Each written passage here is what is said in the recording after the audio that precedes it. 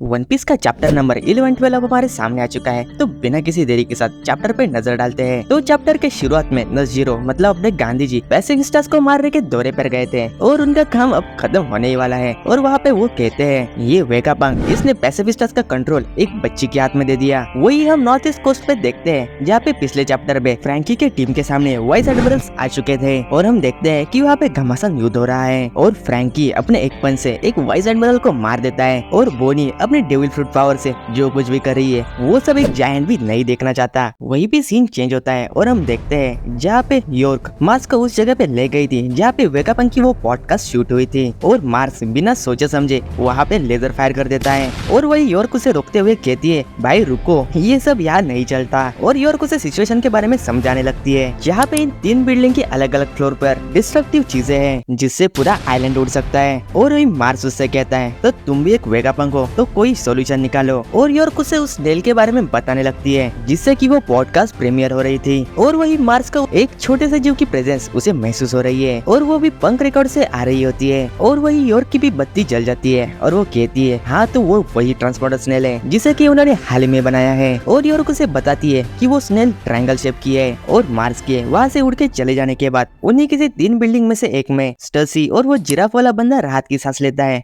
और वो कहते हैं शुक्र है कि उसका निशाना हम नहीं थे। और वही वो जिराफ वाला बंदा उसे कहता है क्या स्ट्रॉ हैट्स ने तुम्हें भी धोखा दे दिया। और इस पे टर्सी कहती है मैं अपने मर्जी से यहाँ रुकी हूँ मुझे एक मिशन कंप्लीट करना है। और हम स्ट्रॉ हैट्स के शिप की तरफ देखते हैं जहाँ पे नामी चॉपर रॉबिन और एडिसन होते हैं और वहाँ पे नामी कहती है हम स्टर्सी को ऐसे छोड़ के नहीं जा सकते। और वहाँ पे एडिसन कहता है जब हमारी शिप यहाँ से चली जाएगी तो बैरियर को फिर से बंद करने वाला भी कोई चाहिए। तो स्टर्सी ने कहा कि वो खुद ये काम करेगी क्या ये फिर से बोचन वाला सेक्रीफाइस हो सकता है। और वही रॉबिन कहती है वेगापंक के मेन प्लान में वेगा मार्क 1 मतलब वो बड़ा सा रोबोट वो उनको कैरी कर कर नीचे ले जाने वाला था और अब उसके डिस्ट्रॉय होने के बाद उन्हें कौन ले जाएगा। और इसी बात को लेकर सारे लोग परेशान होते हैं और वहाँ शिप में से उसप निकलता है और वो कहता है मैंने कोला लोड कर दिया है अब जैसे ही जोरो और जिम्बे आएंगे हम वहाँ से निकल जाएंगे और इसके लिए हमें सबकी इंडिविजुअल पावर का इस्तेमाल करना होगा। भाई जायंट्स के आने के बाद उसप भी काफी चौड़ में लग रहा है। और वहाँ पे एडिसन भी कहता है ये काफी राउडी ग्रुप है और वो कुछ बिना सोचे समझे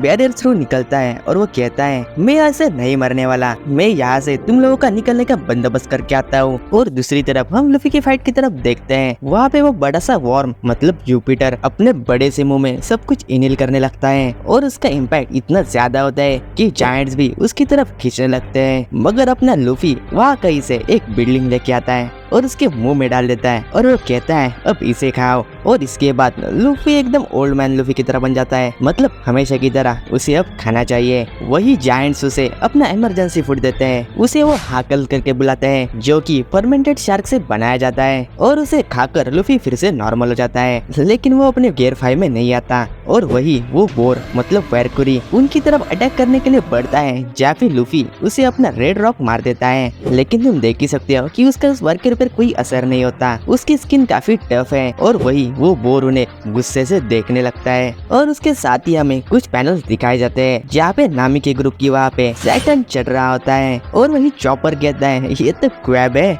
और नॉर्थ ईस्ट पोस्ट पर फ्रैंकी के ग्रुप के सामने नज़ीरो मतलब गांधी जी आता है जो कि काफी गुस्से में होता है। और लास्ट में पंक रिकॉर्ड में हम मार्स को अपने ह्यूमन फॉर्म में देखते हैं और हमें बताया जाता है कि ब्रॉडकास्ट शुरू होने के लिए 1 मिनट बाकी है। और वही मार्स कहता है वेगापंक शायद तुम्हारा लक अब खत्म होने वाला है उसे वो ट्रांसपोर्टर स्नेल मिल जाती है और ये चैप्टर यहीं पे खत्म होता है। सच कहो तो इस चैप्टर में ज्यादा कुछ नहीं था। और बात करें चैप्टर के टाइटल पर जो था हार्ड एस्पेक्ट जो कि ग्रहों के अलाइनमेंट्स को कहा जाता है और इसका रेफरेंस तुम चैप्टर के आखिर में देख सकते हो जहाँ पे सारे गोरिसस को एक एक करके दिखाया गया है। और बात करें वेगापंक के ब्रॉडकास्ट की तो मुझे लगता है कि वो शायद शुरू हो जाए क्योंकि उस ट्रांसपोर्टर स्नेल के आसपास कोई बैरियर या फिर कोई डिफेंस सिस्टम तो होगी ही जो कि मार्स को कुछ देर तक रोक सकती है या फिर यॉर्क की इंसानियत जाग जाए क्या पता अब कुछ भी हो सकता है। लेकिन मैं इतने हफ्ते से एक्साइटेड था उस जायंट रोबोट को एक्शन में देखने के लिए और ओडा सेंसे ने हमें डिसअपॉइंट कर दिया और शायद यही रीजन है ये वीडियो 2 दिन लेट है। लेकिन कोई ना अगले हफ्ते ब्रेक नहीं है तो फिर ये अगला वीडियो जल्दी लाऊंगा। और इस चैप्टर के 3 मिनट के बिल्डअप के लिए गाली बकते हुए इस चैप्टर को यहीं पे एंड करते हैं और मैं मिलता हूँ तुम्हें अगले चैप्टर के साथ। तब तक के लिए